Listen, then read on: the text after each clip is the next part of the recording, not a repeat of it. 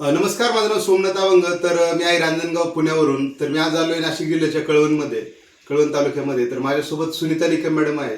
तर सुनीता मॅडमला रिहायश अमृत घ्यायच्या अगोदर काय प्रॉब्लेम होता आणि अमृत घेतल्यानंतर त्यांचा अनुभव काय आहे ते मॅडम तुम्ही तुमच्या तोंडाने सांगा आपल्या प्रेक्षकांना. मी जेव्हा आता 2 महिने झाले मला अमृत ज्यूस चालू करायला. माझ्या आधी डोक्यात नेहमी चक्कर यायचे, हातापायांना कळा लागायचा आणि सर्वात मोठा प्रॉब्लेम म्हणजे माझा ॲसिडिटीचा होता. तो ॲसिडिटीचा प्रॉब्लेम तर डायरेक्ट गायबच झाला. पण हातापायांना कळा लागणं थांबलं, डोकं दुखणं थांबलं आणि थोडंसं असं चक्कर यायची तेही थांबलं. येस, तर मित्रांनो आपण पाहू शकतो हातापायांना कळा येणे, हातपाय दुखणे, चक्कर येणे, म्हणजे जे काही त्यांचे त्रास होते सगळ्यात महत्त्वाचं म्हणजे ॲसिडिटीचा त्रास, तो पण पूर्णपणे थांबला. किती दिवसापासून ॲसिडिटी होती तुम्हाला? ॲसिडिटी खूप दिवसापासून होती. भरपूर गोळ्या औषधं खाल्ली पण त्याच्याने फरकच नव्हता पडत. येस, पण हे ज्यूस घेतल्यापासून डायरेक्ट गायब झाले. तर मित्रांनो तुम्हाला जर सिमिलर प्रॉब्लेम असेल तर आपला एक वेळ अवश्य 3 महिन्याचा कोर्स करा.